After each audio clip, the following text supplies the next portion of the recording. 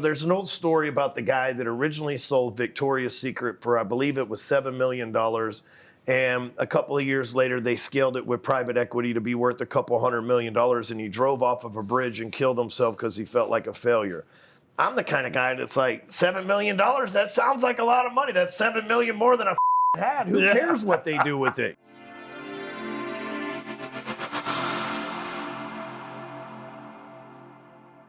Welcome to Real Investing for the Everyday Investor, where we talk about everyday investing stuff for real estate investors. I'm Ryan Harper. Tim Harridge. And today we have The hardcore closer. Ryan Stewman.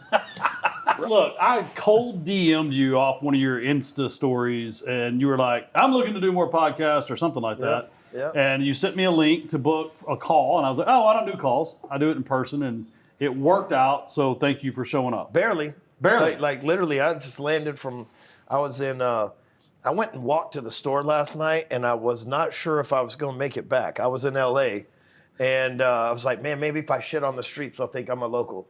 But wherever I stayed last night was a rough part of town. You know what I mean? Yeah. And you don't really, like you leave the hotel, and you're like, oh, look, everything seems fine. Wait, was that an automatic weapon I just heard? Like, it was an interesting, and I've been to LA a lot, but I haven't been in the last maybe year or two, and it's, it seems like it's at least look rapidly declining where I was at. So I literally landed here, came straight here. So biggest badass in America right now is that San Francisco football player that got shot in the chest last week and then beat the dude down with his own gun. Really? I didn't even see the story. They shot him in the fuck chest. Is this? How is this not talked about? They shot him in the chest. He takes the gun and beats the dude down. And how do you not know his name? The media is terrible. He's a rookie. You know what I I'm thought you were going to say he played the next day. Yeah. But even then, he lived. He down, walked to the ambulance with a hole in his chest after beating up the guy that shot him. We'll have to research that. We were talking about that stuff. They're going to have to change his number to FAFO. I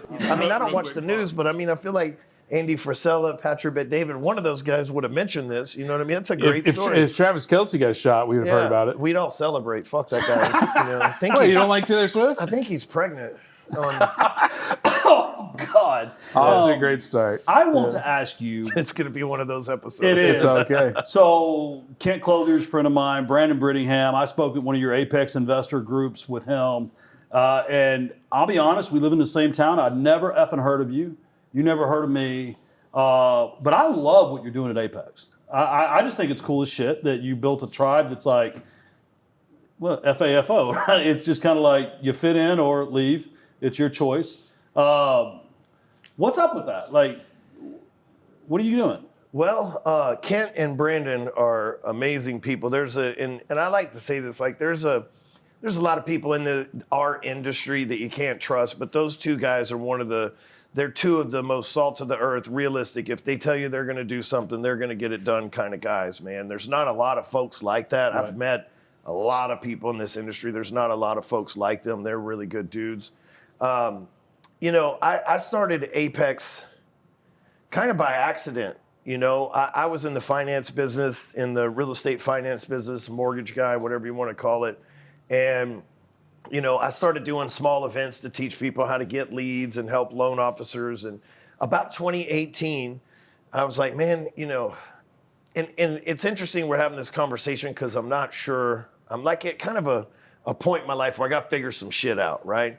Because I never wanted this to be about like me. So I had this hardcore closer tribe and all this stuff. And I'm like, I felt like the lead singer of a rock band or something like that. Like I'm the cool guy, but nobody really knows the drummer. But the drummer's the one keeping the beat for the whole band. Without a drum set, my voice sounds like shit, right? And so I try to lift other people up. And I guess if the drummer became the lead singer, he might get an ego and be banging a lot of women and stuff like that. And then you got a bigger problem, And so I've kind of tousled back and forth on this, but I wanted to build something that wasn't about me. And I have failed to do that because it always comes back to, shit, I got to be the leader over here. But, I really wanted to be different than all these other course creators and mastermind people because I kind of started a lot of these trends you see on the internet today.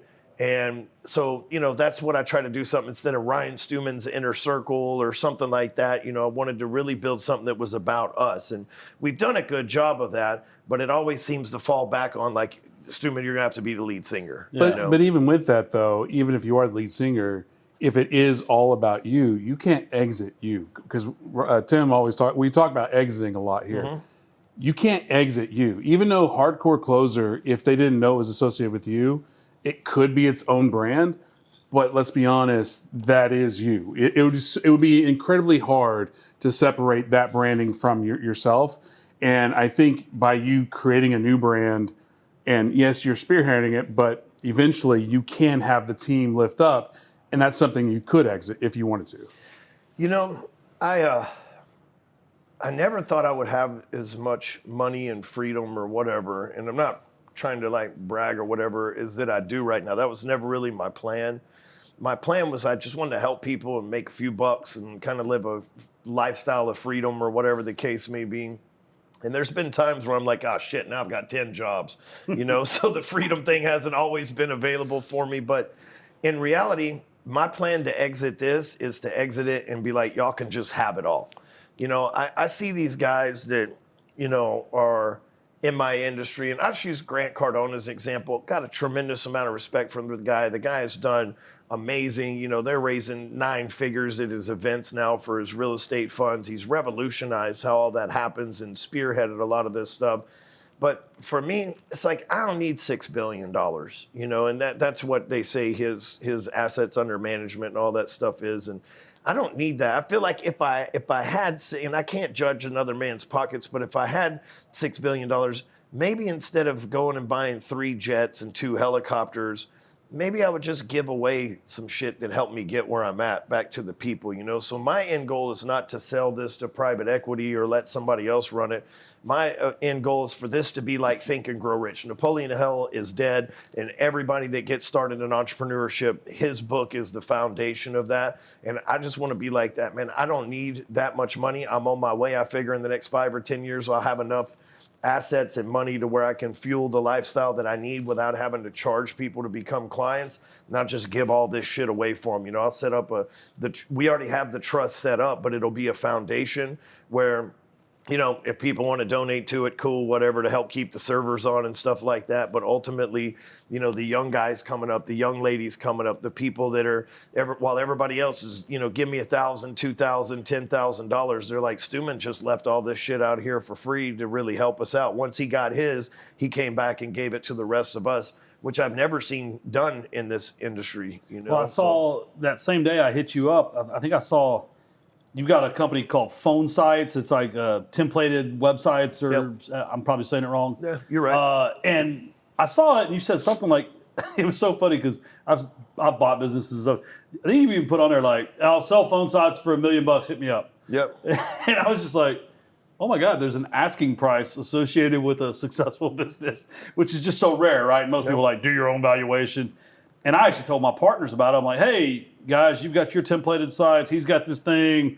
You should talk about it. And I told your assistant to email like something over him. Yeah. We have a pitch deck. We got about, we're talking to probably 7 different people right now.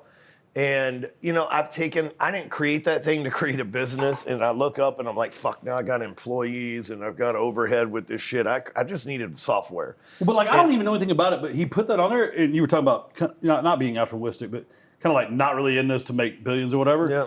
And when I saw $1 million, I was just like, that seems cheap. Yeah.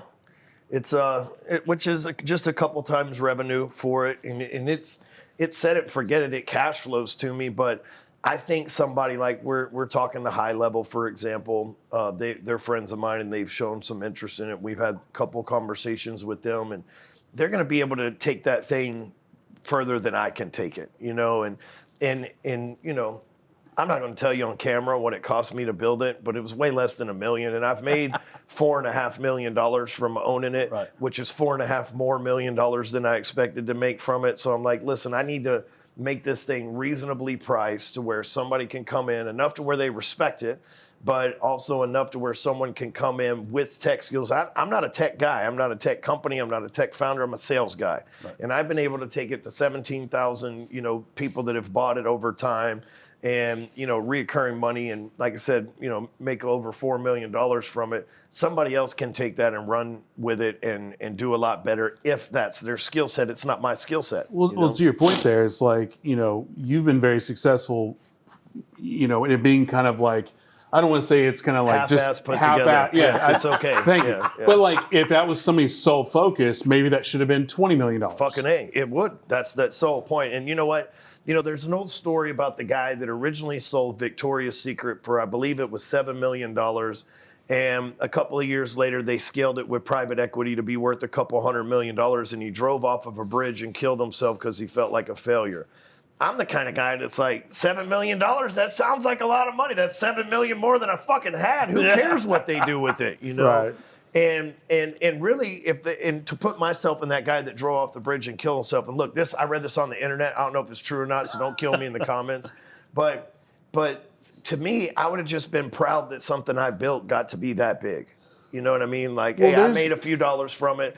I made $7 million selling women's underwear. That's a come up. You know what I mean? It's a G thing. I talked these ladies into letting me take pictures of them and got $7 million. And not one of them sued me. Yeah. They didn't call the cops. Yeah. Well, the thing about that, it's there's an economics thing that you do in your first year undergrad, whatever economics class, where it's like, if you had $1, if you had to give up $1, whatever I'm trying to say is like, you had $7, but I had $1, but I could give up that $1 and you would have $1. Would you do that? And most people would do that. And you're like, why?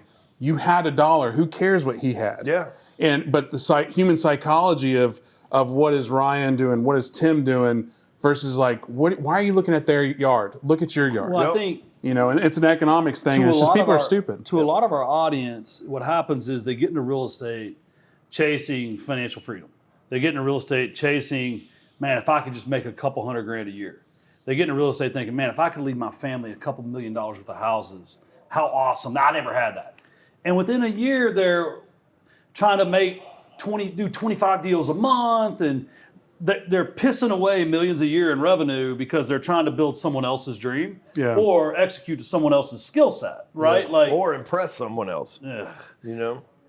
Before the show, you were talking to our buddy Mike Mike's good people. about cows. Yeah. And I've seen your stuff on Instagram. I think it's cool as shit because I love cows. I got a buddy that makes $5 million a month selling bull semen. He's got like the top 5 dairy cow breeds in Iowa. And we were talking about this the other day. I had to pull over and start taking notes. I'm just like, wait, what? He goes, yeah, we got a little low on cash, sold one of the bulls for $10 million. I'm like, what? A cow? Like steak that walks around?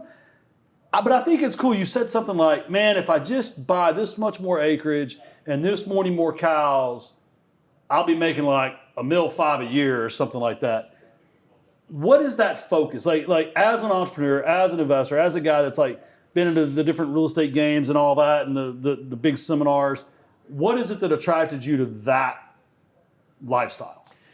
Well, I grew up on a horse farm, so my dad used to sell horse semen for $25,000 to $125,000 a load. You know what I mean? I never jerked off a horse though, so that was their job. But I grew up in that environment. They did cutting horses, so they would sell embryos and stuff for 6 figures and all of that. Championship. If you don't know about cutting horses, they're the most expensive horses that are out there. They're the horses that would go in and separate cattle from the herd and stuff. I think Tim Waltz is into that. I think I read an article somewhere. But anyway, so, y'all may edit that or not. Yeah, No, whatever. but anyway, so, I've always wanted to go. My grandparents had land. My dad had land growing up. And as they died off, my aunts and uncles sold off that land, and I never had access to it. It's like one day, like, when you're a little kid, it's like, one day when I have money, I'm going to buy my own land. And, I had that opportunity a couple of years ago, and I bought a great place for about $6,200 an acre. They're selling all around me now for $12,000 to $13,000 an acre. So, it's gone up in value.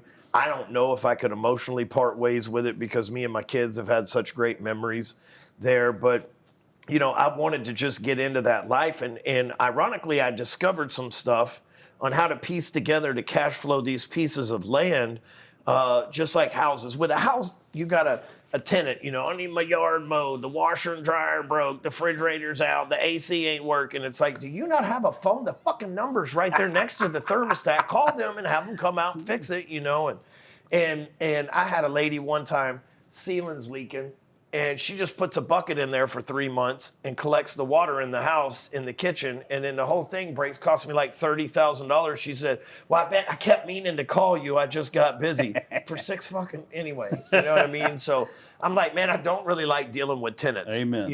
And maybe if I had an apartment complex, which we have a couple, and they're hit or miss, but that I have with some investor friends of mine that I don't have to deal with. But I haven't really found passive income. Everybody will say, this is a real estate show, people say, oh, real estate's passive income till the fucking AC breaks. Right. Real estate's passive income till the HOA sends you a fucking notice with your clients parking their 3 cars in the front yard, or their trash can barely seeking through the window of the garage, or whatever the HOA is into. Yeah, I think to that point, when if I hear or see somebody talking about passive income, what's the sales pitch that there's coming with that? Because it's like there's no such thing. You don't know what that word means. Right, yeah. Right. Man, I can make passive income from this rental. You mean passive-aggressive customers? Yes, is that what we're talking exactly. about? there's no such thing.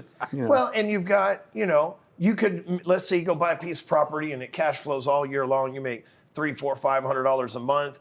And then the AC breaks at $7,500. There went your whole year's investment, and you got to put 25% down on it. All this and other the next stuff. year. But even if you take the money out of it, there's the effort of, okay, now I have to go find a guy. Or maybe I have a property manager, but I still have to deal with that property But manager. as an investment goes, I see where this is going, because not only do you have an expensible inventory, but you're creating recurring revenue off the cows. Because here's the thing. I ain't never got a phone call from a cow bitching about the AC. I ain't never had a cow be like, listen, motherfucker, we're running low on water and the lake over here. Like, they don't. If they complain too much, you just eat them. And they're delicious.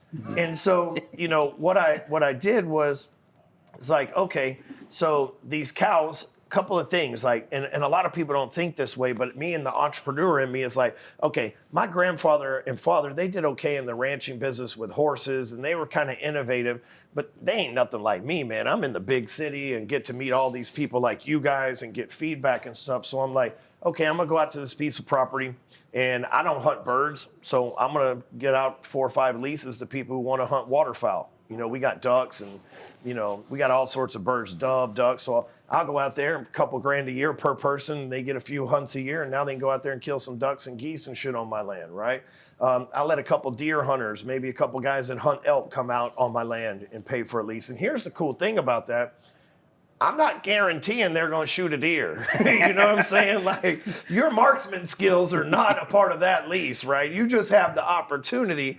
And I'm not saying that they're going to see them. They're there, but you're going to have to find them. You know what I mean? And so then we have pecans out there. And so we have some guys that we contract with that come out, shake the pecans. We make about 20 grand a year from pecans. It's 6 grand a year in taxes to keep the whole property. We got 20 grand a year coming in pecans. So this thing will pay for itself when it's paid off. Then we've got cattle. I originally leased the land out to a guy that's a cattle rancher. That's about $2 an acre per year. It doesn't cost me anything. I've got about 80 acres. We bale for hay. Hay sells for about 75 bales of hay. We do about 350, 400 bales of hay a year from that land. So now I'm out here hustling, putting all these pieces together.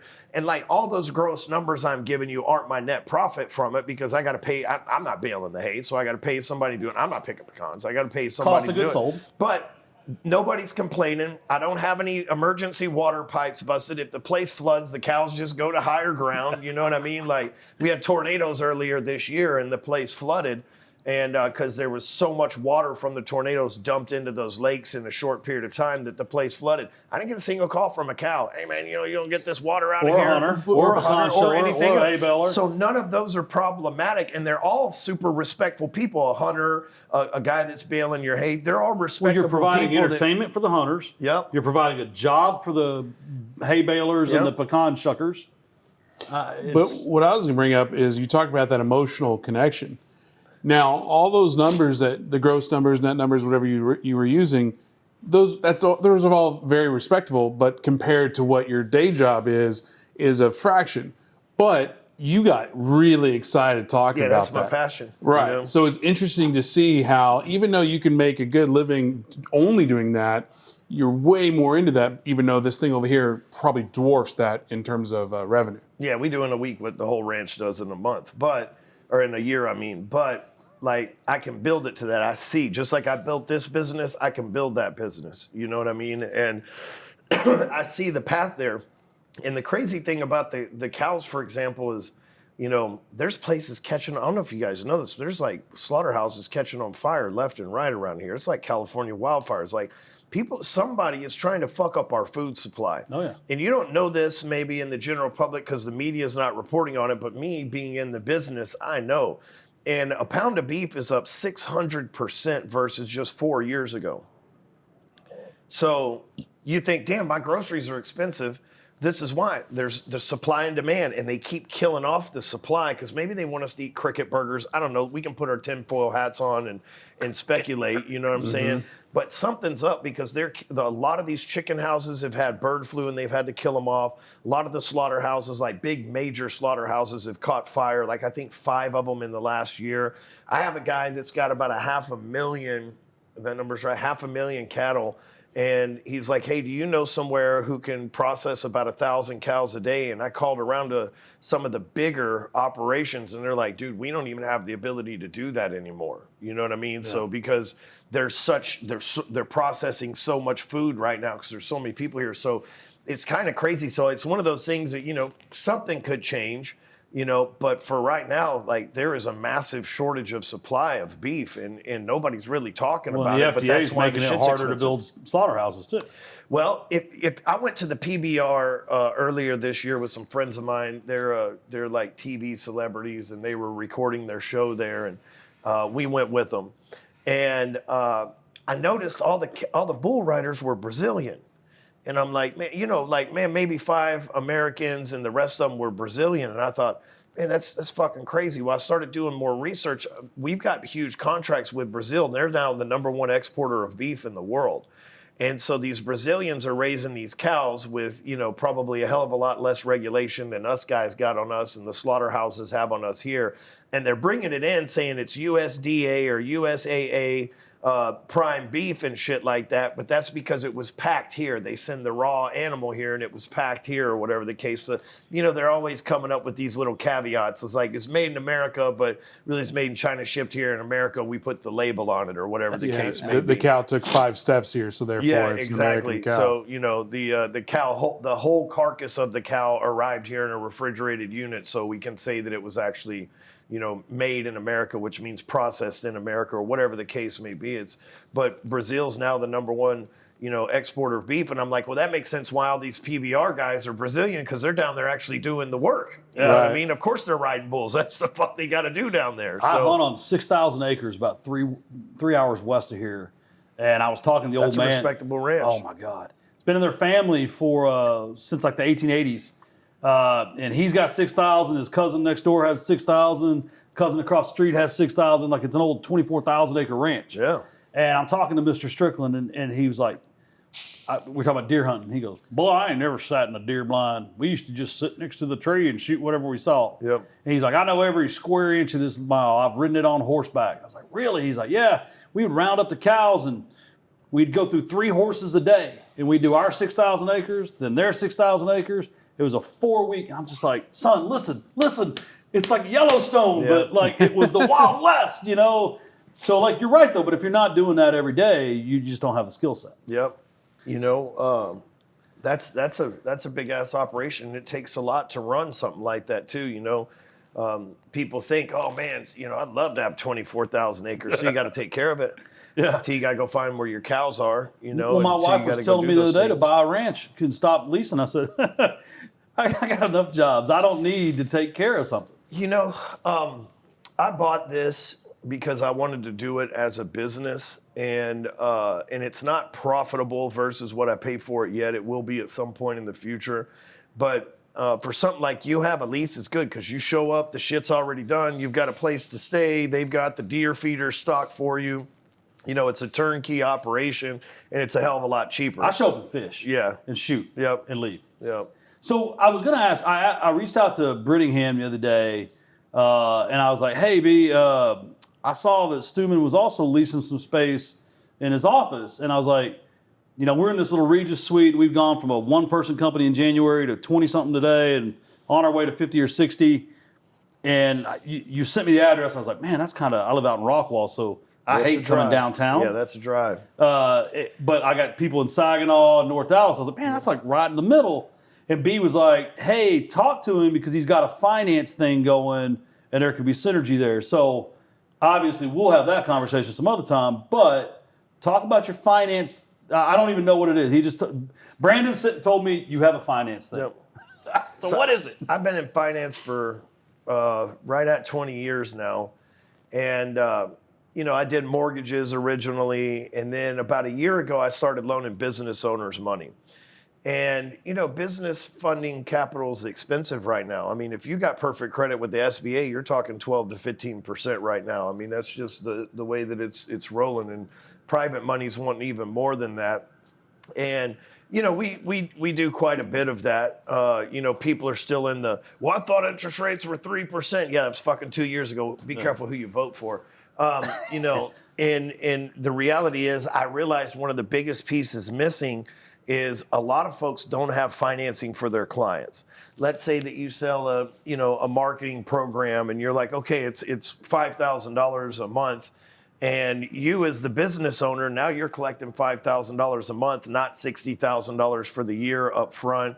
Or if you're a roofer and you're like, yeah, so, this roof's $30,000, your insurance is going to cover 20 of that, but you still need 10 for what you need here. And people are like, well, shit, I don't have 10, or my AC unit goes out and they're like, it's $7,500 or $9,000 for a new AC unit. It's like, fuck, I don't have that. And then you go and your credit cards are maxed out, or the bank's surely not going to give you a loan secured by an AC unit, right? So we went out there and put together a group of lenders that will fund people's clients. So, like I said, if you're a coach or a consultant and you've got like your course or program and you're taking payments over a 12-month period of time, we'll pay you up front and then let the client pay over 2-3 years. So their monthly payment is cheaper. It's an easier sell. We'll finance AC units and shit up to 15 years. You know what I mean? So somebody can go get a $10,000, $15,000 loan for their HVAC system in their home. We'll finance it 10 to 15 years for them to where it's $5,900 a month. They'll never miss that money because they don't have the cash up front. So, I went and put that together across 60 different industries, which there's only 64 in America.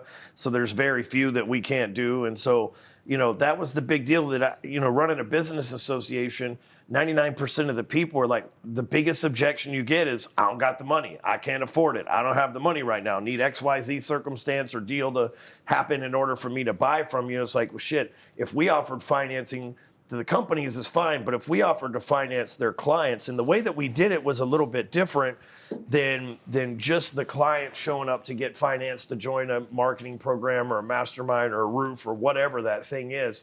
We factor for the company. So we're doing factoring loans for these companies. So if you've got a contract with somebody here in your advertising company, $5,000 a month, 12 months, that's $60,000. We can do a factoring loan against that, pay you maybe $55,000, have them pay, 8 to 12% interest on that annually over the course of 2-3 years. Now their payment's lower.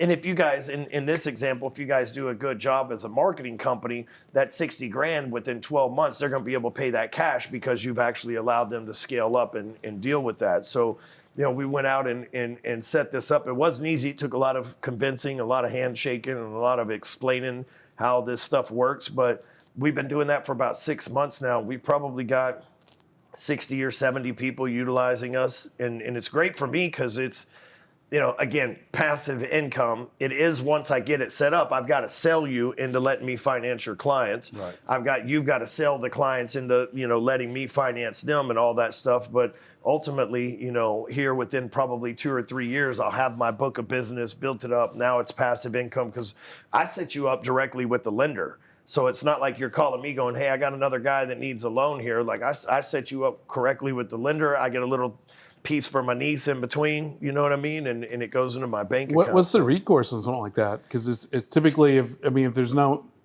really, like, especially the mastermind, It's not like you can repo a mastermind. Yep. So again, it's factoring against the company and based on so if there's too many clawbacks, like let's say that you start a mastermind, for example, and you're promising people $1 million in 90 days and they all charge you back, you're gonna have to pay that money back if they don't hit their determination. So they're looking at that stuff. They're saying, okay, does Tim's company have a bunch of 1-star reviews? Is he on the rip-off report? Are they all over Reddit with 50 different articles talking about how he doesn't fulfill his word? We're not. Yeah.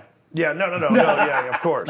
But they would look at that and they would say, okay, even if he's got an 800 credit score, we're not going to finance him into your program because you don't deliver. Because you're doing a shitty product. Yeah, so they're but looking like at if both Steve, if say the company is a reputable, everything they're selling is good, and Steve is like, hey, I want the services, and then Steve is like, hey, I can't pay you back. Then it goes on his credit. Okay, so it's just a credit absolutely. Thing. Okay. Yeah, it goes Steve. So here's an interesting thing he said that I think was just freaking brilliant. I was having lunch with a buddy of mine a couple weeks ago. He's a roofer. He's doing pretty good, a couple million a year in gross revenue. And we're talking, I'm like, hey, well, what are you doing about like windows? He's like, well, a lot of times we'll eat that so they don't have to pay their deductible. I'm like, it's number one, it's shady, but number two, you're leaving money on the table. It's illegal. Yeah. And I'm like, well, what about like the gutters? Oh, well, we call this sub. I'm like, what about the siding? Well, I'm not a big proponent of Sears Roebuck and the way they used to rip people off on their financing, but it was also a great business that could be copied. But like even deductible financing, like we're sitting there having drinks, and I start like Googling it, and there's deductible financing. But all these roofers come out, and they're like, well, don't worry, Mr. Stewman, you don't need to come up with the $2,500. We'll find a way to make that work. Why not just say, Mr. Stewman, good news. You don't actually have to come out of pocket. We've got a vendor that will help you with that. Here's another cool thing, though, customer retention. They're still paying, Mr. Stewman's still paying Ryan Harper Finance every month for that roof. There's going to be another hailstorm in the next 6 or 7 months. They feel like they're still paying for it. Now they're going to call me back and say, hey, Tim, can you come out, and is there any way you can roll my deductible in again? People don't like it's customer retention. Like providing financing, these people think about you every month, nonstop. You're part of their life. Deductible financing. Roofers out there, pay the hell attention. Stop giving up your profit and your revenue. Finance the customer, dude. It's because that's the way it used to be done. They would eat the deductible. Just like if you go get hail damage on your car, oh, we'll eat your $500 deductible. But that's actually eating your deductible as an owner. You're actually eating your margin. A good salesperson can sell, hey, you live in a $1 million house here and you ain't got $1,500 in your deductible. You don't have $10,000 in your deductible. What the fuck you doing with your life, Bob? You know what I mean? But most salespeople won't be bold enough to say that. And they go, oh, okay, well, I'll just take it out of my paycheck. Better something than nothing. But providing, financing for these people. And here's the big kicker. If I have shingles on my roof in my house, and I want vinyl shingles or a metal roof or slate or rock or something like that, if you got a little finesse in your ass, then you can go out there and sell them and upsell them. Hey, look, insurance isn't going to cover this. But guess what? We got financing to where it's not all this money out of your pocket and you can get the roof that you want. And you never got to call us again if you get a metal roof. You never got to call us again if you get a slate rock roof. And now you're upselling them from a $30,000 roof to a $60,000, $70,000, $80,000 roof. Your margin's bigger. You ain't got to eat the deductible because the insurance isn't going to allow you to do that, right? But now you can sell them that. You can use our tool as that. Now you're making way bigger margins. And even if you eat the deductible, they're going to finance this stuff through there, and you're getting twice the amount of roof and dollar amount anyway. So then it doesn't matter. And they're going to tell their friends, oh, Ryan Stewman took care of me, got me an upgrade on my roof. They're not going to tell you. See, the house looks better. Exactly. Who the hell did your roof? Three Kings Roofing. Took care of me. Shot like a plane was about to hit us or something. That's the way you looked out that window. Just like, as if that was a roof out there. Wrong day to say that. Yeah, that is true too. For the last 7 years, I've flown on 9/11. It's like that. Somehow I always end up getting booked on 9/11. Flights are cheaper that day. It doesn't bother me. Nobody knows why. I don't know. Today, Something without the happened that day? exception. Today is without the exception. And that's the other like, I've been in a couple wrecks, and every time I wreck my truck, I always end up with ranch hand bumpers. When the truck didn't come with ranch hand bumpers, Right? Because the insurance company is going to pay $700-800 for that bumper. Well, on these new trucks, probably we'll just say $5,000. Right. Might as well upgrade to what you wanted, and then come out of pocket the extra couple grand. But like you said, these entrepreneurs, I won't even say roofers, entrepreneurs, plumbers, roofers, window guys, investors. Like, why pay for someone's moving? Yep. Why not provide the moving and roll it into the old pre-recession financing? We'll just roll that sucker in, right? Just roll it in. American way. Those ranch hand bumpers are great because if you hit somebody, you're never gonna have to replace your shit ever again. Do you know where those came from though? Like the point of those are? Have you ever seen a bump gate? Yeah. Okay, a lot of people have never seen a bump gate, and I've got down in South Texas with these huge ranches that are 20, 30, 50, 100,000 acres each. They run through those ranches with those. And I remember the first time I went down there, I said, oh shit, that's what that's actually for. Not some city truck to look cool. It's actually meant to just run through the gate and it be on that chain and that spoil and pull through there. So what businesses are you in? Because I know you're in a lot of verticals. Like, obviously we've already covered a few here, but just elevator pitch, hey, I do this, because the diversity of industries that you're in and successful in is fascinating. Well, he never said he was successful. Yeah. Success is subjective. I was with David Meltzer. Instagram, that's all that matters, I was with David Meltzer yesterday, and he was saying, he's a big sports guy, he's a sports management guy, and he's like, you're wealthy if it only costs you $1,000 a month to live and your assets pay you $1,500. And I'm like, dude, I never really thought about it that way, but I mean, I've never lived anywhere where it costs me $1,000 a month to live, but I get the point of that. Cut the grass. And success has a lot to do with that too. Getting the things that you run or own to pay for the lifestyle that you live in and having some of that left over. For me, I have a software company, a couple of them, but they're different softwares, but they're all under the same company. I run a consulting business where we coach people and help them, with their mindset, marketing, sales, that kind of stuff. Obviously, that's Apex. The ranching business, I've got I've been selling them off for the last year and a half. I bought a lot of homes prior to 2020. And I like to buy new homes, sit on them for 5 years and sell them off. The property values have gone up a lot in the places that I bought, like Ocala, Florida, Columbia, South Carolina, and then here in Collin County in Texas. And so I've been selling off the houses lately because, $500 a month or $150,000 equity that I built in this thing. I just take the cash now and put it back into something else. So, but I have about a $15 million portfolio of real estate, and and it's not a whole lot of doors. We're talking $5 million in ranch land, then I've got a $7 million, maybe $8 million office building. My personal home is a couple $1 million, and I've got a few rental houses that kind of fill in the rest of the blanks. But I used to have a whole bunch of doors, well, maybe not by you guys' definition, or maybe the guy that was sitting here earlier. But what seemed like a lot of doors to me, because it was a lot of pain in the asses running through those doors, and I've narrowed those down. So, I used to be in the restaurant business and a bunch of other stuff. I've had my hands in a lot of stuff over the years, but it wasn't necessarily to be in those businesses as to learn those businesses so I can help more people as well. But here in the last probably year and a half, I have tried to narrow my focus down to being in everything. Okay, cool. I got some cool experiences here and there, made a little bit of money here and there. But if I can just get really good at two things and stay in those two things lanes, in my case, it's the consulting business and the lending business. And, the ranch is more of a recreational thing for me. But if I can just get really and hone down and put all the time I was putting in all this other shit into these two main things, then they're going to take off bigger than all that other stuff combined anyway. I just want a quick follow. Well, just to the point about the doors thing, it's funny because like for newer investors, that's a bragging rights. Like, I've got 10 doors, I got 15 doors, I got 1,500 doors.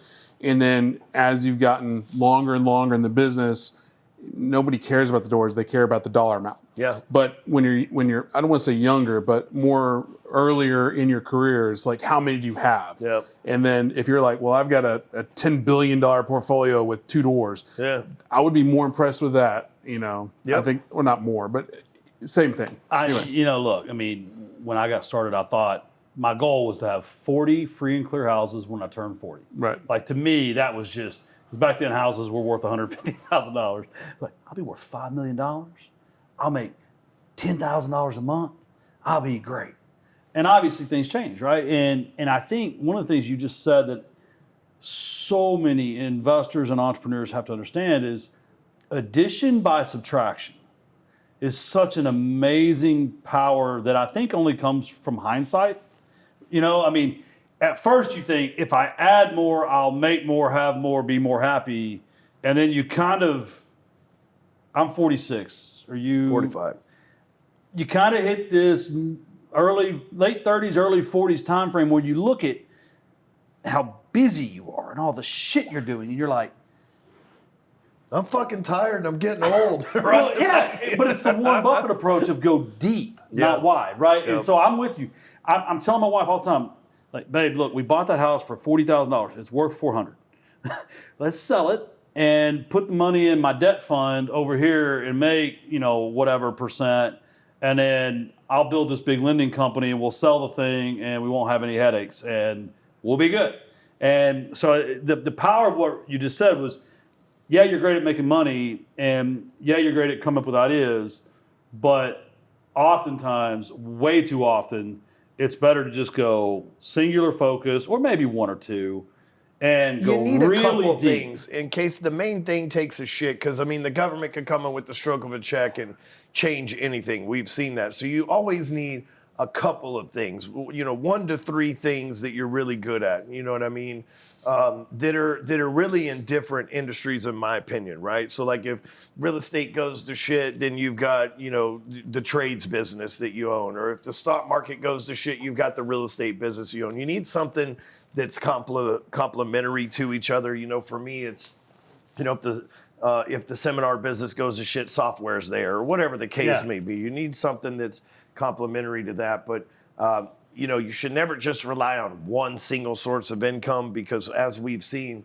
government could come in, regulation could come in, big company could buy you out, artificial intelligence could take it over. You need at least 2 sources of income. Yeah, for sure. Well, but when you got 20 or 30, it starts to feel like, especially if you're not just an investor and you're actually like the operator, or you're on the board of directors or whatever, you're like, man, shit, I wanted to make money so I was free, and now I'm like making good money and I don't have time to spend it. Well, so I went back to school. I'm at SMU, the executive MBA program up there, and I'm with older people. I'm with younger people. I meet people all the time, and anytime I hear something, I want to be an entrepreneur. I want to start my own business. I'm like, do you really?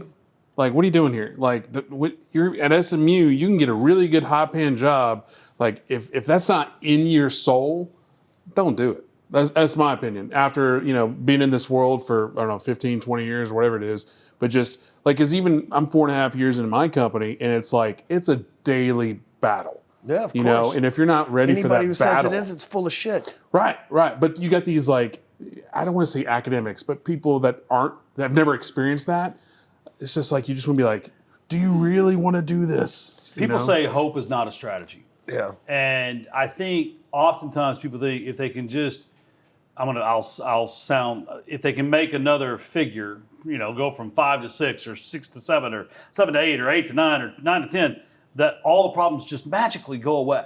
No, more money, more problems. Puff Daddy told us that. There's just more zeros in your problems. Yeah. Right? Yeah. I mean, on my way here today, I found out insurance fraud may or may not have been committed on one of the assets that we've loaned against. And I found out that it may or may not need another 5 figures in rehab, and that it may or may not be a foreclosure very soon, and that I may or may not have to hire the law firm to accelerate that debt, and it could be a fight. Been there. But wait, I'm the president of a multi-million-dollar corporation. Yeah, just means that you have to have real conversations that, can piss people off. Well, I always said that I never wanted to own my own business. That was never a dream for me. 2 felonies later, it was the only option for me. But, I wanted to be a number 2. It's like I wanted to be the operator And I tried this early on in the game. I told some of these guys that were famous back when I first started doing this, hey man, let me come to work for you and let me run sales and operations and you just be the talking head and let me go do that stuff. I never wanted to be the guy. I didn't even step out to be the front business owner guy. I was always like the behind the scenes lifting up other celebrities and stuff. I don't want the burden of payroll. I want the burden of payroll to be on me because I went out there and done my job and built the business and all that stuff. And, I would like somebody else not to sleep at night because they don't have a salary and all of that stuff. Like, that was never my dream. I've gotten thrown into this world and I've done okay at it, and successful by some people's, I've always got bigger dreams. So I never feel like I'm doing enough. You know what I mean? And that's probably the way you guys feel too. It's like, there's people who would kill to have our bank accounts, and we're like, "Fuck, I'm broke. I gotta get my shit together." Because we know that there's some big fucking bill coming somewhere around the corner. There's an 08 coming. There's a 2020 and coming. There's an unexpected bill coming from this, that, the IRS, whatever the hell the deal is. There's always something coming. On that point, it's funny because I always talk about how money is a hammer. And like if you're not a business owner, you're like, money's great. And you get a dopamine hit. I got a check for $20,000. I got a check for $100,000. And you get that dopamine hit. But now, as a business owner, it's like, I don't get a dopamine hit because exactly your point is you may get a check for $20,000, but then you have to write a check for $25,000 or whatever. Yeah. So it's just that funnel. But also, it's funny that we're talking about this because I literally was having this conversation with a buddy of mine just via text yesterday. And one of the things that he said is like, your job is to have the burden of how hard it is to make payroll. Yeah. And I was like, that stuck with me. I was like, that's so brilliant because like your team's job is to make sure the thing works and the company goes forward. And as a leader, your job is to have that burden of, oh, this is hard. Well, in my career, I've realized that there's like business is full of a lot of unexpecteds. What do you mean this? Why do they want that? Why are we getting this bill? What is this thing about? Like, oh shit, we got to go do this, or, we didn't know that this was coming, or whatever the case may be. My building, I bought it a couple of years ago where my office building is. And I didn't know it was in an HOA. So at the end of the year, they're like, fucking, I didn't know HOAs existed for buildings, and they called it something different in the closing condo association. And it's not a condo association. It's the office thing. Some fucking bullshit's what they call it. I just forget. They slid it underneath there. SFB. And they're like, it's $10,000 a year. I'm like, well, what do you guys do for 10 grand a year? They're like, we maintain the road. That's a fucking city road.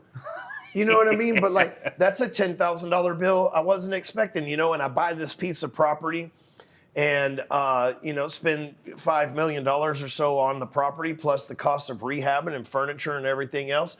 And I'm like, okay, property tax is $85,000 a year. I'm aware of that at closing, blah, blah, blah. Oh no, it turns out since that company rents it out to my company, there's a property tax too where they want to fucking tax me every year for the furniture in that for another $16,000 a year. And I'm like, what the fuck? I'm already paying property tax. And I got to pay property tax on the property tax and the property. And like, what the fuck?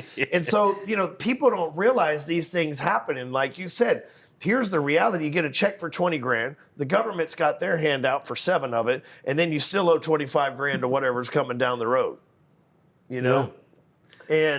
And I never wanted that. You know what I mean? I wanted to be the guy that's like, hello, we get paid on Friday.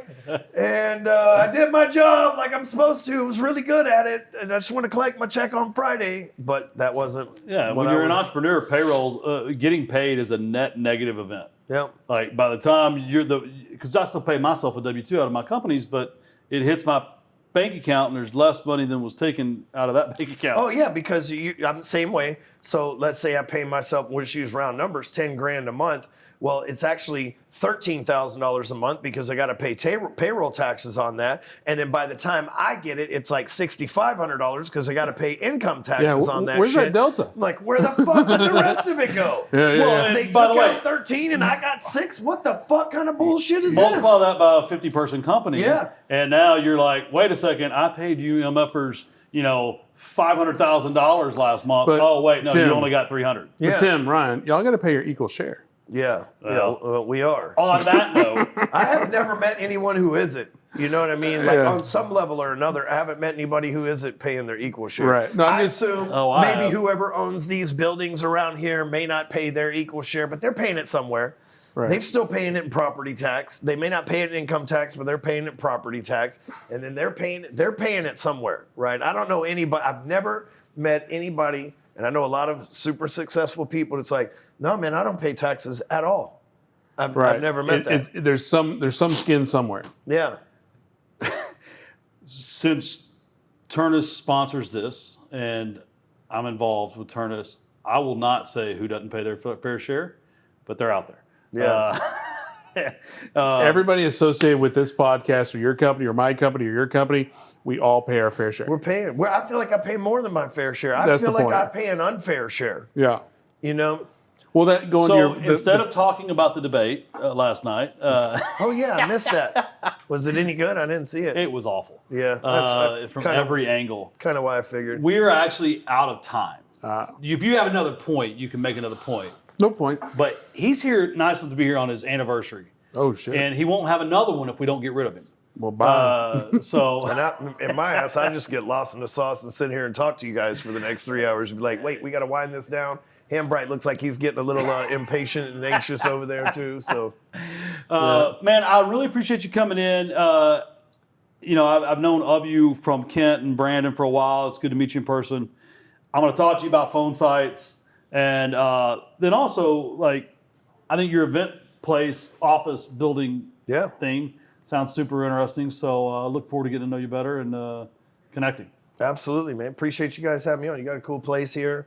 You got, great camera angles and all that stuff. You got your stuff together. Sometimes you show up and it's like a dude with an iPhone. It's like an old Craigslist ad for like, we're going to help you, be a successful entrepreneur. And it's a dude with a couple pictures and a flyer. You guys have a great setup Thank here. you. Ryan's team does a great job. Thank you. Well, cool. Well, thanks everybody for watching this episode. We'll see you next time.